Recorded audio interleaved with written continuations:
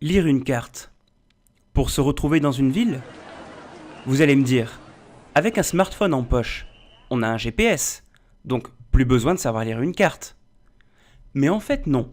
Google Maps, Mappy et compagnie, ce ne sont pas vraiment des cartes géographiques, ce sont des plans, c'est-à-dire des cartes spécialisées qui servent à s'orienter. Une carte de géographie. Est-ce que c'est quand on voit toute la Terre alors? Eh bien non, ce n'est pas une question d'échelle. Là, on voit toute la Terre, mais c'est une photo.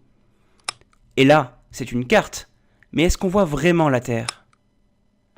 Quand on regarde un planisphère, ce n'est pas la Terre elle-même que l'on voit, c'est une représentation de la Terre. On confond souvent les deux. La carte, c'est un dessin, une transposition qui n'est pas forcément fidèle au réel et qui respecte des codes. D'habitude, le nord est en haut, mais ça c'est une convention. Dans l'espace, il n'y a ni haut ni bas. Donc on peut très bien mettre le sud en haut. Ce n'est pas habituel, mais ce n'est pas interdit non plus.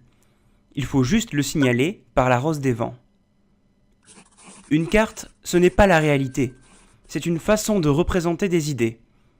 En Nouvelle-Zélande, c'est le Pacifique qui est au centre. Aux États-Unis, l'Europe est coupée en deux. Au Moyen-Âge, on représentait le monde en T parce qu'on pensait que la Terre était plate. Et une carte peut aussi servir de propagande, comme ici à l'époque de l'URSS.